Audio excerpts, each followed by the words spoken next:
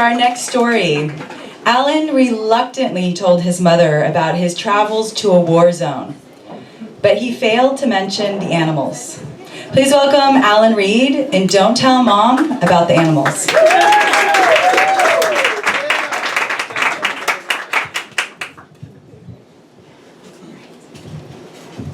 Thank you. Actually, when I finished my 3 years of Peace Corps service in Ethiopia in 1969, I didn't tell Mom and Dad what I was going to do after the Peace Corps because I didn't want them to worry. But I had been invited by the Anyanya Rebellion in South Sudan to come in and travel with them and be the first foreign witness to that first civil war. And I knew it was going to be very difficult, and I didn't want my folks to worry. So I told them that I would be going somewhere where there's no post office, where there's no telephones. This is in the 60s, so there certainly wasn't any internet. But I told them that when I get to a post office or a phone, I'll let you know. And I was thinking that maybe it would be a few weeks. But they didn't hear from me for several months. They didn't hear from me at Thanksgiving. They didn't hear from me at Christmas.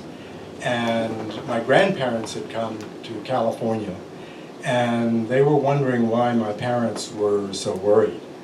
And they said they hadn't heard from Allan for a long time. Now that I'm a parent and a grandparent, I regret not having informed them, but I really didn't want them to worry. I finally came out of southern Sudan and came back to the United States. I came through New York, got contracted by NBC TV to make a film about the war in the South, and by a World Council of Churches affiliated group to do research on how to start a cross-border relief program. So I went to California and I saw my family, and I told them what had happened, and I told them I was going to go back again. But I told them the circumstances so they wouldn't worry. But I didn't tell Mom about the animals. In each of those 3 trips, there were confrontations with animals. On the first trip in 1969, when I crossed the border illegally from Ethiopia with the Anyanya rebels, we went into Upper Nile, which is vast floodplain of southern Sudan. It's nothing but grass and sky. In fact, when the British administrators in the 1930s mapped this area, you could have an area of 50 square kilometers and you see a river and conspicuous tree, because that's the only thing there is other than grass and sky. The elephant grass was about 5 feet tall, and we'd been walking for 2 to 3 weeks, and there was a tree, the conspicuous tree. And I saw a big snake wrapped in the tree. So I told the Anyanya, wait a minute, I want to take a picture of this. I grabbed my Minolta camera, went creeping through the grass, and as I put the camera up to my face, the Anyanya said, "Allan, that's a mamba." A mamba is a very aggressive, very deadly snake. And as I looked through the viewfinder, I saw the snake leave the tree, come into the grass, and come towards me. I got out of there as quickly as I could, almost as fast as the Anyanya did. I have a photograph, but it's nothing but blurred grass. On my second trip, when I crossed the border illegally from Uganda with the rebels into eastern Equatoria, the commander of the Anyanya wanted me to film some villages that had been attacked by the Sudanese army, because they said this would be a good footage for the NBC TV film. So he gave me 4 soldiers, and we walked for several days to get to this area.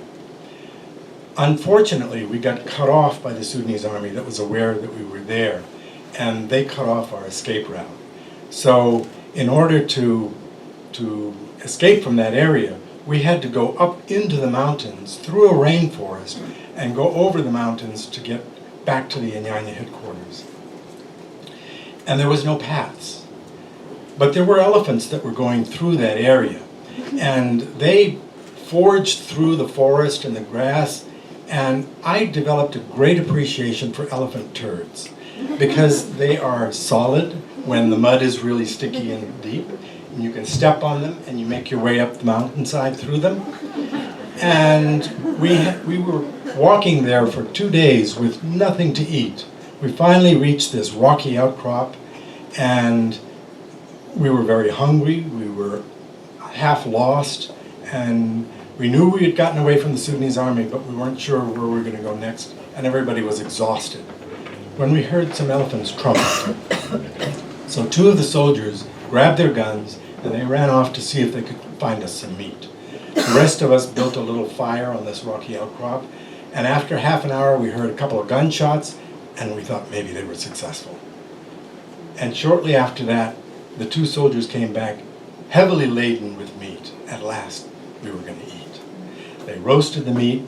They brought me this big, juicy steak, about that big around, and I tore into it. It was kind of gristly, but I was really, really hungry. And I wondered, why did they skewer it? Because there's a hole in the middle of it. And I thought, they didn't need to skewer it to roast it. You just put it on the fire. And then I saw the Inyanya soldier with the rest of the elephant's trunk walking by. This was the nostril that I was eating, which, when you're hungry, is still food. The third incident was the following year when I went into Bahar Ghazal, crossing the border illegally from Congo with the rebels. And we got towards an area where the Sudanese army brought troops down by railroad to Wau to fight in the south. And the Inyanya wanted to attack that rail line, and they asked me to go with them to film their operations.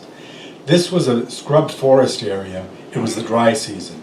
The Sudanese army was very mobile. They had tanks and armored vehicles. The Inyanya had no vehicles at all. Everything was done by foot. So we walked constantly. This was a dangerous area.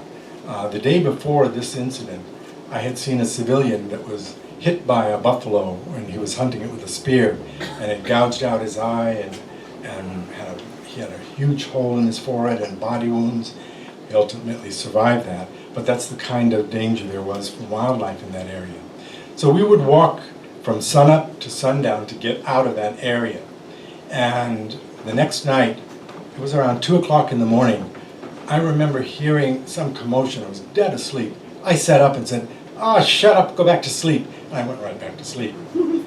At dawn, I saw the soldier who had been sleeping 3 feet to my left. His head was all wrapped up. They had torn some cloth and made a makeshift bandage. And I said, what happened to you? Because he didn't look like that when he went to sleep. And they said, "Didn't you see what happened?" I said, "No, what happened?" A lion had come up in the middle of the night, grabbed him by the head and was pulling him away. And the commotion that I told people to shut up about was people saving this man's life. And then I realized the lion could have moved 3 feet over to the right and it would have been me. As it was, these folks are incredibly strong. A lion, when it turns to be a man-eater, is one that doesn't have many teeth left, and so it turns to very vulnerable prey. And fortunately, he didn't have enough teeth to kill that man, and his life was saved. And in 20 minutes, we walked another 12 hours that day. Eventually, my film was shown on NBC TV in September 1971. And my parents saw the film. They were glad that I wasn't going to go back anymore. But years and years later, when I was working for USAID, Mom came to Africa, and I took her to a game park. And I finally told her these stories about the animals. And she said, "Allan, why didn't you tell me this before?" I said, "Mom, I didn't want you to worry." She said, "Look, the snake didn't bite you, you ate the elephant, and the lion didn't kill you.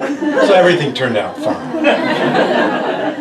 Actually, my mother was 97 years old. She passed away last week. And she loved stories, and she actually loved animals. So I'm dedicating this story to my mother. This is for you, Mom.